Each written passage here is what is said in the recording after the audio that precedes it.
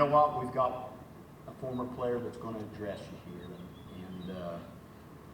And I go way back with Reggie. Reggie, I was playing my last year, and Reggie was on the coaching staff.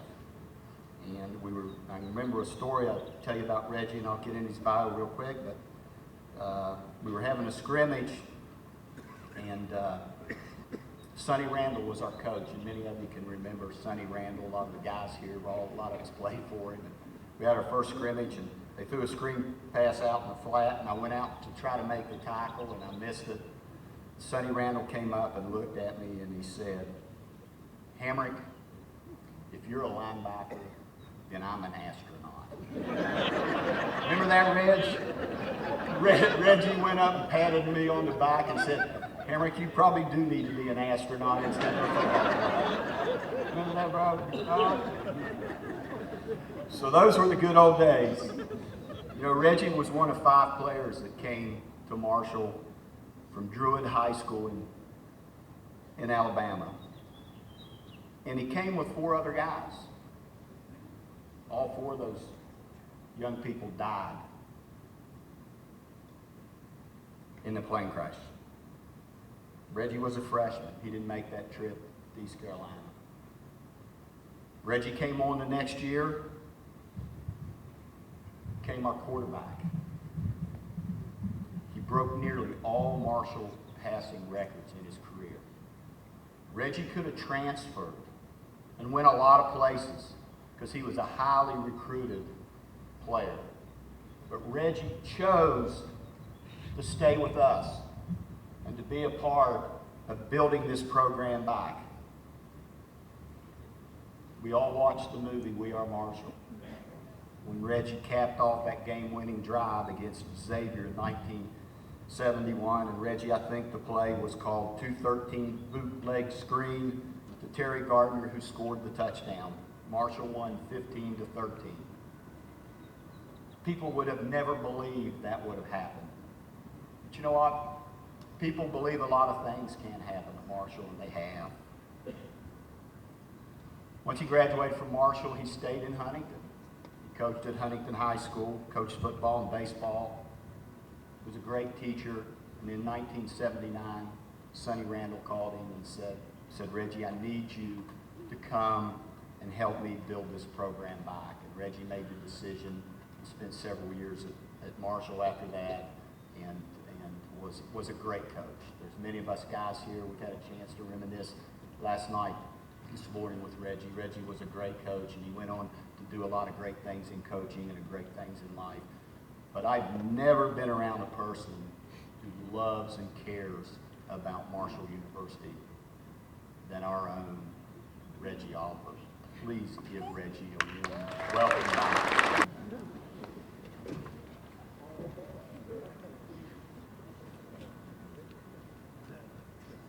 Good morning. Good morning. You know, listening to Doc, listening to Mike, kind of stole a bunch of my thunder, but since I was here at the time and being around, I know the story. So I want to thank Mike Hamrick for inviting me to speak today, and also the best of Dr. Gilbert, which, as he said, we have become very good friends, very, very good friends since he's been here. And talking to people here and seeing for myself, we got the right man for the job at the right time. And we've been fortunate that way here at Marshall University to have the right people in place at the right time. And what I'm going to do for a minute is take you back. Because I think sometimes now with newer students and younger students coming in and people that are getting involved with Marshall University have a tendency to think that Marshall University went from November 14, 1970 to September 1990 and through the 90s, and seems to think that we've been winning here at Marshall forever. That ain't the case. That is not the case. So what I'm going to do is take you back to how I got here. You mentioned the fact that I came here with 4 of the athletes from Tuscaloosa, Alabama, and Druid High School. And if you know anything about football, you know Tuscaloosa, Alabama is the home of champions. That's where the University of Alabama is located, but more so than that, that's where Druid High School is located, and that's where I went to school. So, University of Alabama controlled the east side, Druid High School controlled the west side. It went down like this. In 1968, 67, 68, Marshall University was losing games by the dozens. Marshall University was trying to break a 27-game losing streak. You know, around here it got to be known as break the streak week, break the streak week. So after 27 weeks, they finally broke the streak. That brought Larry Sanders in. Larry Sanders was a 6'3", 215-pound defensive back. He was number 40 as you look in the pictures there. Larry was the first to come up from Druid High School. Larry was an all-state tailback. He came here and he played defensive back, and had he lived according to scouts, he would have definitely been drafted in the NFL. The following year, 3 other players came. This was 1968. And those players were Joe Hood, number 33, Robert Van Horn, number 75, and Freddie Wilson, number 87. Those guys came up to help change the fortunes of Marshall University. Now, Mike called me on April the 4th. And April the 4th, as you know from seeing TV throughout this month, was the 50th anniversary of the assassination of Dr. Martin Luther King. I was a part of the dream. I had the opportunity to walk with him, march with him, protest, and try to change America. He was assassinated April 4, 1968, and starting in September of 1968, along with those players that I mentioned, with the exception of Larry, who was already here, we went undefeated in the state of Alabama and took care of business from the north to the south, the east to the west. We were undefeated. We were that good. And then those 3 guys came up to Marshall University, and Coach Dawson, who was responsible for recruiting that area, saw this young kid. I was wearing number 7 in those days in high school. And while looking at Joe and the other players, decided that guy, he might could play. So the next year he came back attempting to recruit Reggie Oliver. And as was mentioned, I had several scholarships because, believe it or not, I was pretty good. I had been given gifts by the great I Am, and they were the gifts that would propel Reggie Oliver through the rest of his life.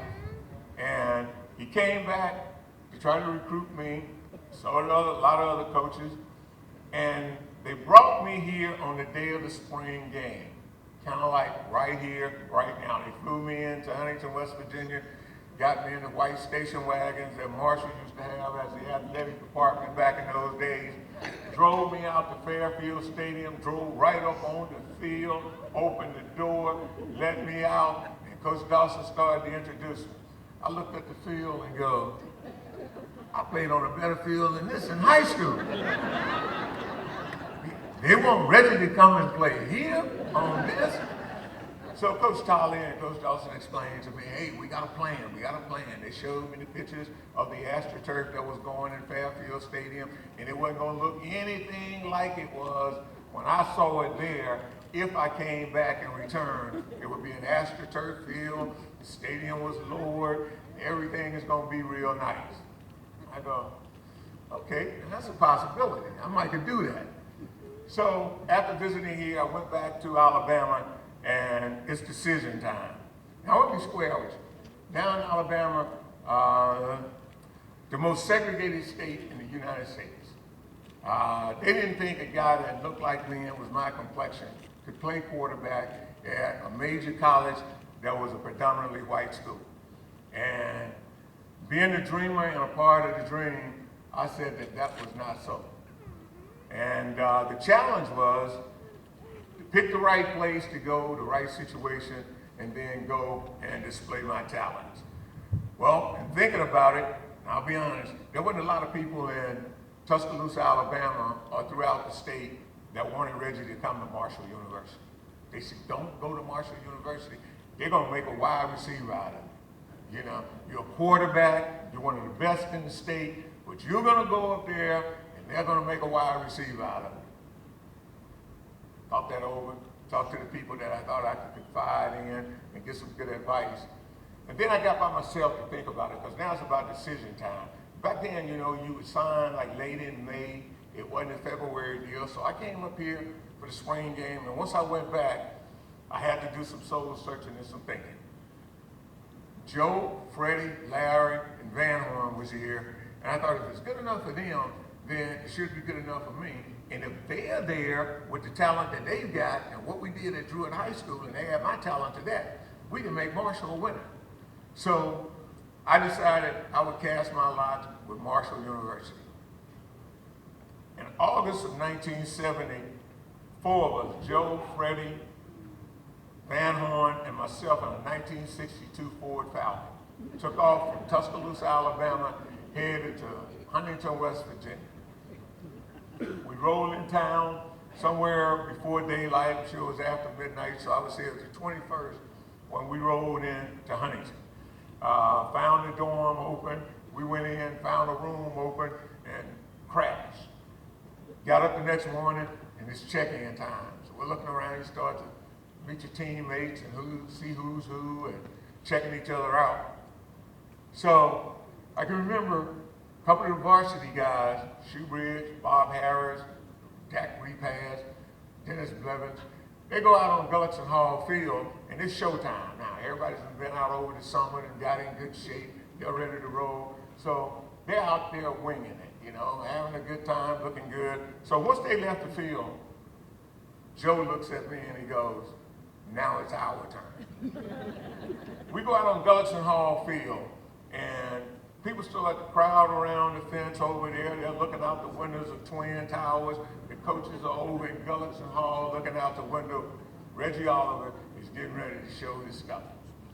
Me and Joe threw the ball around, had a good time. I demonstrated all the passes, the quick out, the long out, the yank cut, the post, the slant, and we finished up, came off the field. That's when I met Coach Cook. Coach Cook offered me the opportunity to play baseball. He had heard I was a pretty good baseball player. And I'm walking out of the gate, and he goes, you're Reggie Oliver. Yeah. You play baseball? Yeah. Hey, you come out in the spring and try to play baseball for us. I said, well, Coach, you know, playing quarterback, Coach probably don't want me coming out in the spring. I got to go to spring ball. I said, but you talk to him, and then maybe we can work that out. So they came to Marshall, then it's meeting time. And before the meetings, we're there in Gullickson Hall, and the record boards, all the athletic record boards used to be in the hallway from the coach's office all the way down by the athletic department, all the records. So, you know, I walked through there, I'm looking around, said, now let me see how I can get my name in the record book, you know, how I can leave a legacy here. So I looked at it, used to look at it. Then we went off, we broke off, and then we went to our meeting. Varsity was on a meeting. After we all met as a big group, then we broke down, the freshmen went on a meeting. So we get in the meeting, I look around, ain't nobody in here look like me. You know, well, it's all right, I can handle this, because the great I Am had prepared me for a situation to not only come and play at a predominantly white school, I could lead white players just like I did the guys back at Druid. And here at Marshall University, I found out right even in that room that night, when Dave Walsh came in as a quarterback and Mark Miller, who's here to support me today, there were three quarterbacks. Mark Miller, Dave Walsh, and myself. So he looked around, they get through calling the roll, so this is the team. We head back, we go to practice, and practice a couple days, so the coaches say, you guys gotta put on a rookie show. You gotta entertain the coaches and you gotta entertain the varsity. So they chose the quarterbacks to organize it and put that together. So Dave, Mark, and I are trying to put together a rookie night. We're putting together a rookie night. Everybody's gotta participate. It ain't one of them deals where you say, I ain't got no talent, you know. You gotta participate. So we started to put on a rookie night. We're there, we got it organized, and we needed an MC. And I was a ham at it, you know. Yeah, let me be the MC.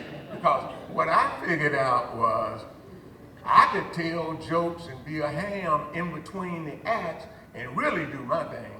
So we got going, and as we got going, I step up, introduce the class, we're ready to roll. And then I started. I was born down in Alabama. I was so raggedy that folks used to call me Patches. My papa was a great old man. I could see him with a shovel in his hand saying, education he never had. He did wonders when the time got bad. Oh, life was hard and it beat him right down. When he tried to get up, life would beat him back down. One day, Papa called me to his dying bed, put his hands on my shoulder, and with tears in his eyes said, Patches, I'm depending on you, son, to pull the family through. My son is all left up to you. All right, man, that got it going. Got the rookie show going. That got us going. So now everybody gets loose, everybody's doing their thing, put on their act, they get to go. And it was so entertaining until the coaches, some type of way, the word got to Dr. Ray Hagley and the Big Green and some of those people. So Dr. Hagley wanted to have the freshman class out to his house to put on the rookie night again. He had the food out in the backyard, and they barbecued, there's hamburgers and hot dogs. So the rookies went out to Dr. Hagley's house, met Dr. Hagley, Dr. Proctor, and several of the Big Green people out there at the house. Really had a great time. But the freshmen were getting to know each other. We're getting to know each other. Through all of this, we're getting to know each other. A guy by the name of Ace Loading was a 26-year-old freshman, had his welding car from the shipyards over in Newport News. He was Dave and I's roommate, so there's the three of us in there. Ace Loading, linebacker with the two quarterbacks, and he's 26 years old. I said, Dave, I guess you're supposed to watch over me and you. So we go, and we're getting along, and then we hit the field. And I swear, those coaches, the varsity coaches, were some of the toughest coaches probably ever coached the game. Now, I know, Doc, I heard you were tough, and you've done a lot of things and all, but these guys, Rick Tolley, we used to call him Big Rock. Frank Loria, we used to call him Lil Rock, two-time All-American at VPI, and those guys didn't think anybody was as tough as them. They got us going, and we started to work. And then about 3 or 4 days into practice, it's press time. We're taking pictures. We're around getting ready to get the pictures done. So there's a famous picture around that's in the Union and in several places around here at Marshall University, in the offices, and even downtown. And deservedly so, it's a photo of the 1970 varsity football team. Very prominently displayed all around. But about 10 minutes later, when they moved them out of the way, they took this picture.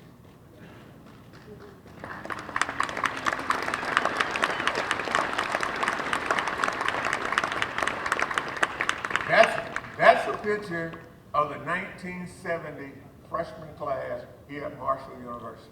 Now, why is that picture special? Well, number one, it dispels the myth that was in the movie that Reggie Oliver wore number 86 and went from wide receiver to quarterback. There I am. I don't think they have any trouble spotting me.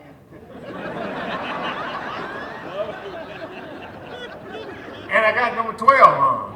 So I've been a quarterback since I got here to Marshall University, signed a 4-year scholarship to come here and play quarterback at Marshall University, and that picture proves it. But there's another thing. None of us knew when those two pictures were taken that 3 months later, the varsity team wouldn't be with us anymore. This picture, these 39 players became the nucleus for that picture. And that picture is the 1971 Young Thundering Herd here at Marshall University.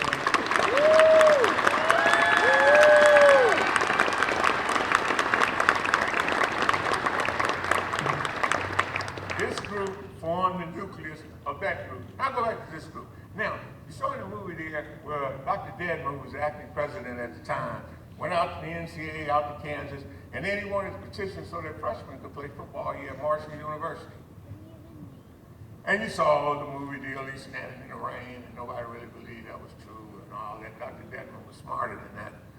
But here's the way I think it went.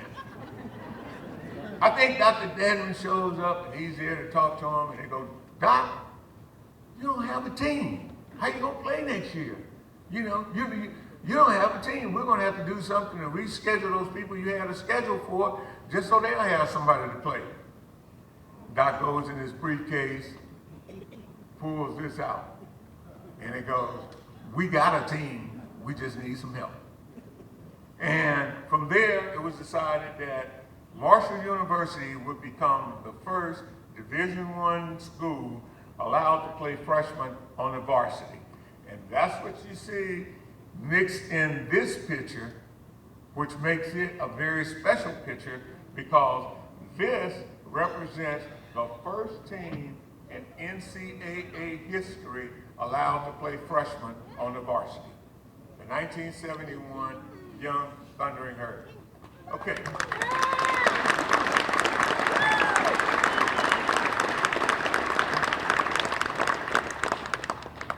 We get the pictures done for that year and all. Now we're only days away from September the 18th with a date at Morehead State University.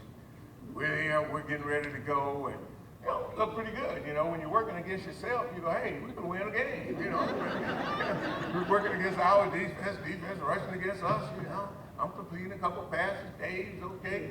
John Johnston Balls is running. He's doing his thing. And then we had a little help. From the basketball team came Dave Smith. We used to call him Big Earl.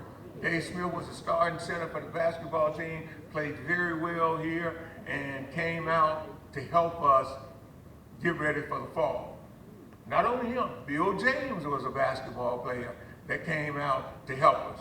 Now, one of the things that I'll say is, some guys thought that we were really bad, I guess, because there were high school stars or high school players that had just come to school at Marshall, and they were going to walk on in the spring at Marshall and all of a sudden becomes football stars.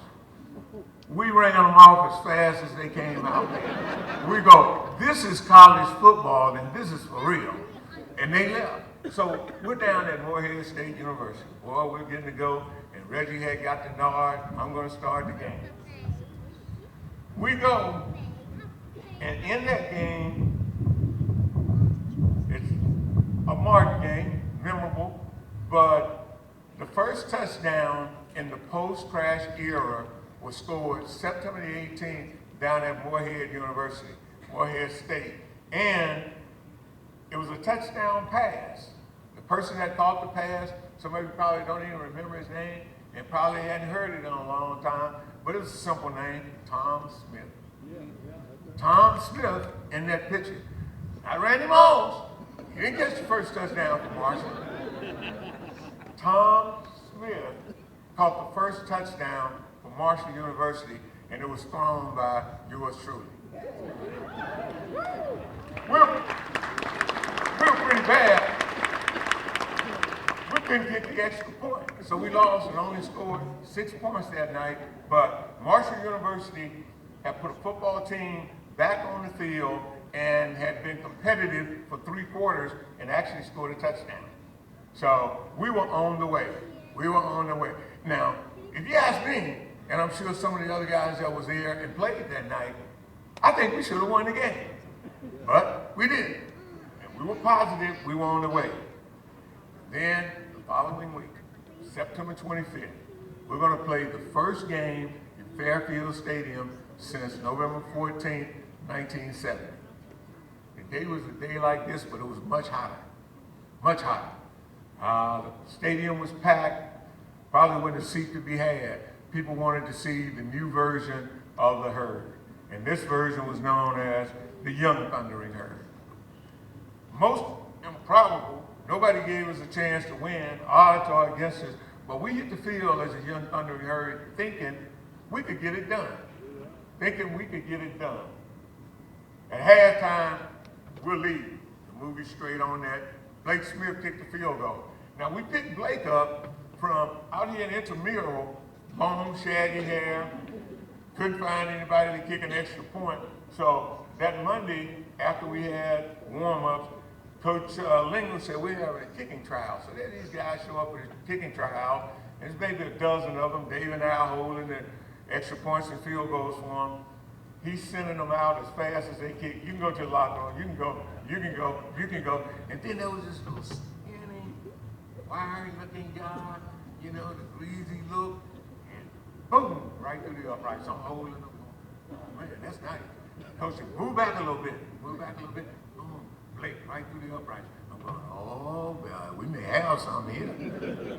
So Jack looks at him and he goes, son, if you get a haircut, you got a scholarship. Blake gets a haircut, shows up the next day. They gave Blake his uniform. Blake came over by my locker and said, can you help me put the pads in? Blake didn't even know where pads went in there. But we had halftime. Blake can kick the field goal, and we up. We're actually leading at halftime. We go in, and Coach Lingle gave probably one of his best speeches in a career here while I was here. Just before we got ready to go out, he said, gentlemen, 30 more minutes. He held up his hand like this, and he said, 30 more minutes. He said, you got it right there. You got it right in the palm of your hand. He said, if you'll give me 30 more minutes, like you did the first half, then you'll have the greatest upset in college football history. We marched out, you know, we psyched, we're ready to go. We run down the ramp, running into the stadium, and we're in there very long before we're down 7-3. So the game goes back and forth, back and forth. I get injured. Dave comes in the game. Dave gets it going back and forth, back and forth. And somewhere during the late third quarter, fourth quarter, Coach Dawson comes over to me, puts his hand on my shoulder, and he goes, if we're going to win this damn game, you got to get back in the game. I'm looking at him. He said, Reggie, the plane crash was not your fault. He said, you had nothing to do with it. He said, but this is your opportunity. He said, this is your opportunity to show what you can do. Vic taped me up, and, you know, a little duct tape here, and a few pads over here, and then I go back into the game. At the end of that game, the play is called 213 bootleg screen, and it's coming down to the wire, and seconds are running, and it went something like this. Oliver brings him up to the line of scrimmage. Clock's running down. You better hurry, better get this off. Oliver comes to the line of scrimmage, looks to the right, looks to the left. You make sure everybody's down. So you better get it off. There's only about 2 seconds to go. So with a second to go, now, every kid in America has envisioned that. They practice that in the backyard. They practice it on every practice field in America. 3, 2, 1, and they snap the ball. So we snap the ball at 1. Now, that's when it gets different. That's when it gets different. What you saw in the movie is not how it happened. It's not how it happened. And I told Matt G and Basil, I said, hey, you made Reggie look like he was in the middle of a fire drill, threw up a prayer, and got answered. Didn't happen like that. Red called the play, 213 bootleg screen. I get the ball from center, fake the dive, start the option, bootleg back to the right. Everybody's chasing me, which they had been doing all day. But of all people, Terry Gardner leaks out into the flat on the left side, and I turn and look, and he's wide open. Dump the ball off to him, and I'm praying, Lord, let him catch it because he wasn't a real good receiver. Terry Gardner didn't have the best hands on our football team. Dump the ball off over to Terry, and there's one man left to beat. And here comes number 7, Jack Crabtree, key block. Key block takes out the defender. Terry Gardner goes streaking to the end zone, and we want to show you something here. If you hadn't seen it, hadn't been around it, this is the true the whole truth, and nothing but the truth. Reggie didn't throw up a prayer that got answered. And I understand Hollywood. That's Hollywood. They do stuff like that. They paid a lot of money, and it was a great scene. But right there is what I refer to as the play. That play right there, when Terry Gardner stepped across the end zone, like Ali said when he knocked out Lipson, we shook up the world. When he stepped across the end zone there, we shook up the world.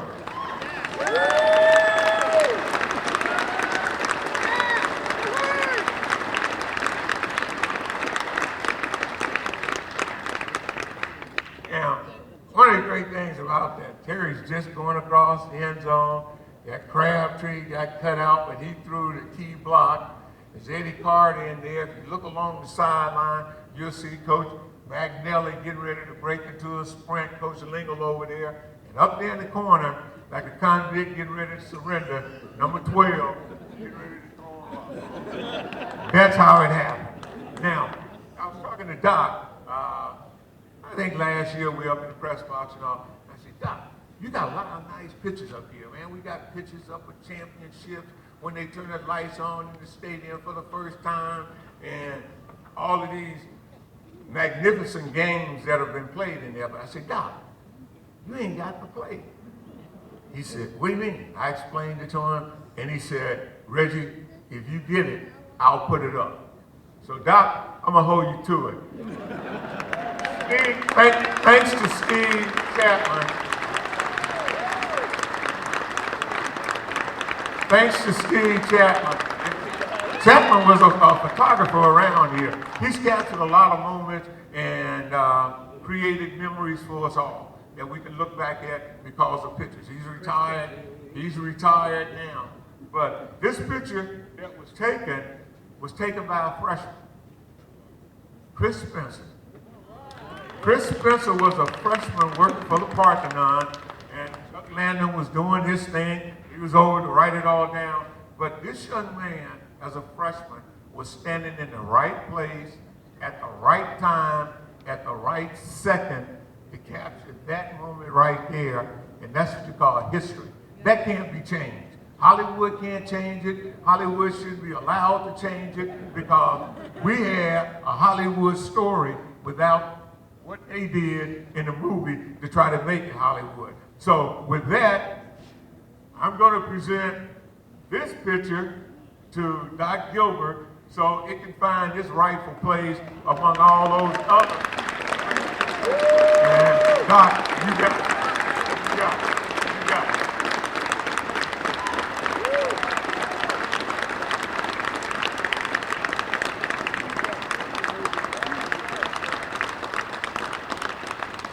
In that moment in time, what the 1971 Young Thunder and Herd proved that we could do was we could win.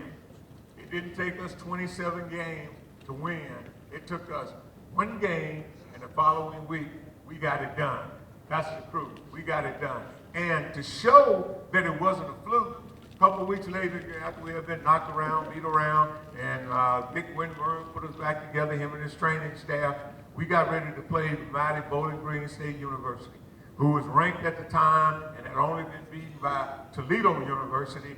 And Chuck Ely brought Toledo back in the last few moments of the game to beat Bowling Green. Don Nealon comes in here. Don Nealon's a famous coach, retired Hall of Famer. He came in the Huntington and he said he wasn't worried about the Marshalls, the Xaviers, and the Daytons of the world. They were getting ready for postseason because they were that good. And he made this comment, which I think ticked all of us off. He said, putting AstroTurf in Fairfield Stadium was like putting carpet in an outhouse. Now that's written. That's written. That's written in print. Don Nealon said, put AstroTurf in Fairfield Stadium was like putting carpet in an outhouse. On that day, I mean, it was hot. There were people passing out in the stands, and it's packed. Now what our training staff had done, we had these air conditioners. They'd come up with these air conditioners on the sideline to where when you came off the field, You go in there, you get cool, the fans were blowing, and you looked over on the other side out the window of this air-conditioned deal we had, and Bowling Green's over there taking off clothes. They're pouring buckets of water on top of them, and they just wasn't ready to play. The great Paul Miles had never been held under 100 yards in his rushing career. We held him to 98, and we won the game. We took him to the outhouse.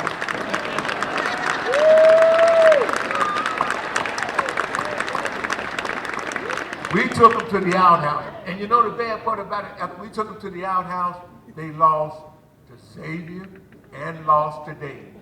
Once we loosened them up and showed them what the deal was, they didn't win another game the rest of the season. That's the 1991 season kind of capsule. We did some other things or whatever. But I go back to this picture.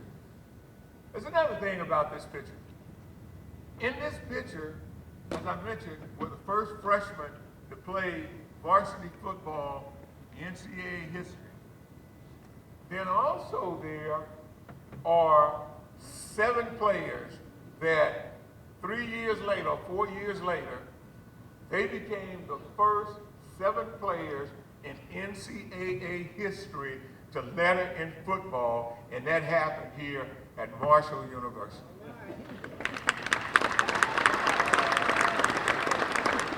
So you'll know who they are. And these are names that I think, just like these pictures, they should be around. You know, they get old, but if that picture was around someplace hanging up, and I'm gonna tell you where I saw it last night. I looked all over this campus for it to see where was a picture of the 1970 Marshall University freshman team, only taken 10 minutes after the other varsity picture was taken. Couldn't find it. Then there's this picture. Now, those guys' names are, and a couple of them are here tonight. Another one may have walked up that I hadn't seen. But Roger Hillis and I drove up here from Alabama this weekend for this occasion. Roger Hillis was one of the 7. Ironhead Meadows, his name is Alan Meadows, but, you know, if you ain't got a nickname, then you really hadn't arrived. Ironhead Meadows, Ned Burgess, Bob Eschbach, John Shem, and Charles Henry. Charles Henry, number 60, in this picture, became the youngest athlete to start in an NCAA varsity game from Conway, South Carolina, 17 years old. Started at inside linebacker and held a record for playing the most consecutive games of any NCAA player at that time here at Marshall University.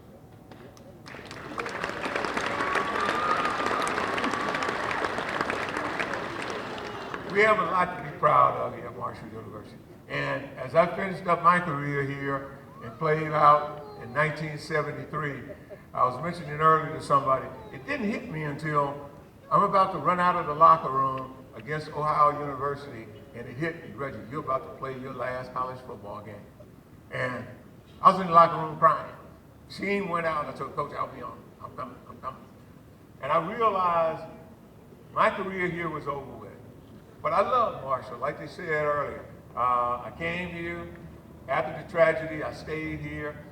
This is the best city in college football around, and I've coached at several places and taken teams into other cities, and there's not a better fan base anywhere than we have right here in Huntington, West Virginia, the West Virginia community at Marshall University. There's not another community around that has the love for each other and its athletes than we have here at Marshall University. It was a great honor to be there last night at the athletic recognition banquet of the Big Green to see the number of athletes, all conference players, players receiving national recognition, the football team with kickoff returns, 2 or 3 in one game, and having won as many bowl games as they did. And Doc, you've done a great job. You've done a great job.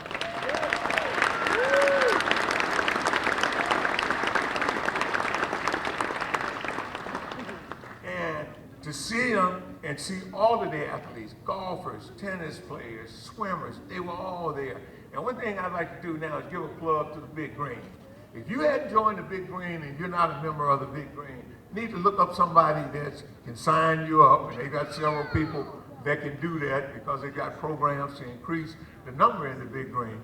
But the Big Green has been there to support Marshall University since I came here and continues to be there, and it's getting bigger and better, and the rewards are showing because of the athletes that we're able to bring to Marshall and attract to Marshall and stay here and be a part of it. So I want to give that shout out to the Big Green, and they're really doing a great job. So if you're not a member of the Big Green, hey, throw in a couple of dollars and join the Big Green.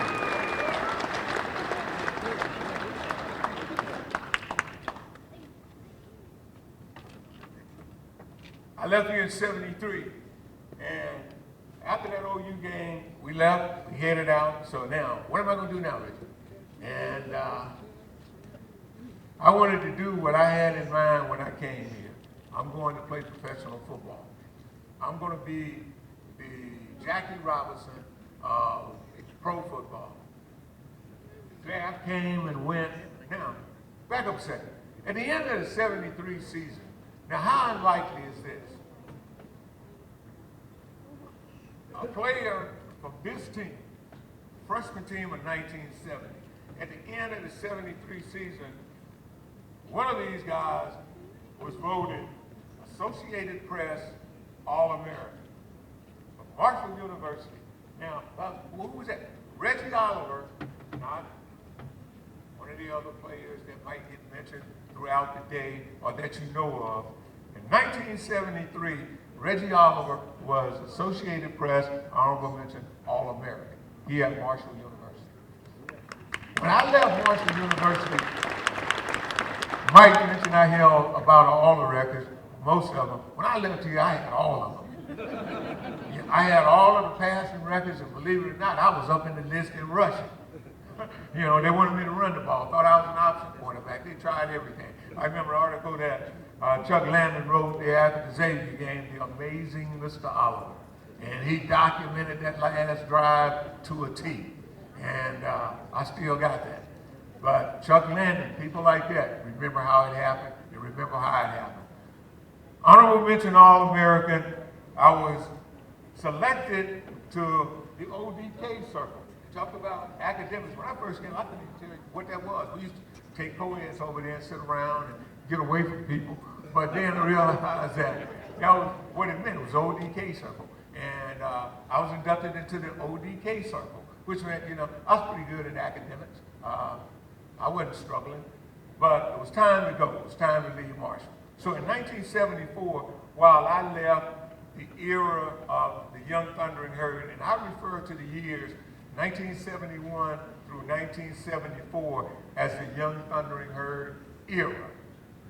The Young Thundering Herd only played 1 year because after that year, they said, they're good enough, we ain't calling them young anymore. And the bad part about the success of the Young Thundering Herd was it backfired on us. The NCAA saw what the freshmen at Marshall University had done, that they could actually go to class all week, play on Saturday, and still maintain their college courses. Then they decided to let everybody play. You know, every school was allowed to play freshmen, and there came Archie Griffin, Ohio State, people like that, and Coach Jackson, who had played here and coached us here. I tell Coach Jackson, I said, Coach, you're a living legend. You coached the only two-time Heisman Trophy winner in college football and Reggie Oliver.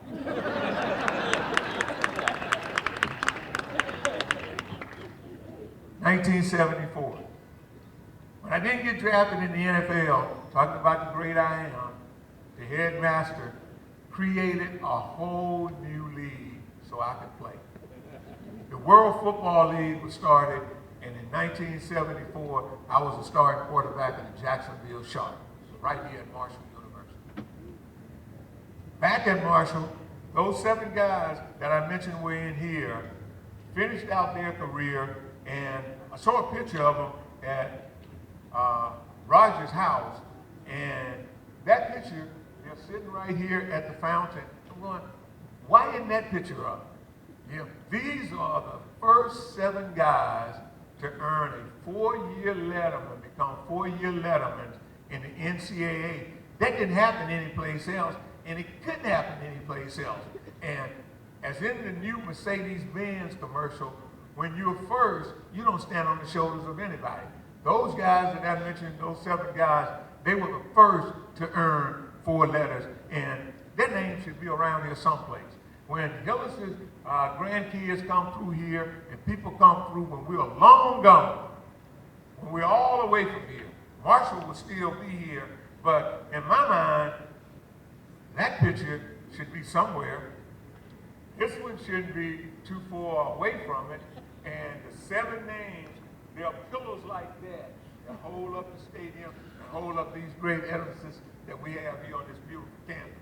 Why not put those 7 names on one of them, and when people pass through here and go, who's that? Why are those guys up here? Then you can talk about it. They say a picture's worth 1,000 words, but I'm a photographer, and I say a picture will start the conversation of 1,000 words. Once you look up there and ask the question, who is that and what did they mean to Marshall, then you'll start to talk about it. And then that way, you keep those guys alive that have been here, and keep the guys in mind that were in the gap between November the 14th, 1970, and September of 1990, when we started to become the winningest football team in football for 10 years straight. Marshall University.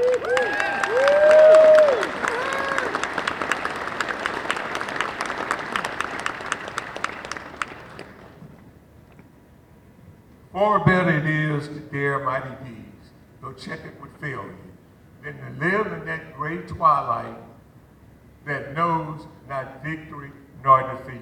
Theodore Roosevelt. That's what we did. That's what we did. And then I'm going to finish up by saying this. And I don't have a lot of time to tell you the whole Reggie story, but it's going to get written in a book. And if you were around a few minutes ago when I snapped the picture, then you're going to be in the book. Because at this point in time, you were here to hear history repeated and hear the truth told. The book will be titled The Life and Times of Reggie Oliver, The Truth, the Whole Truth, and Nothing But the Truth.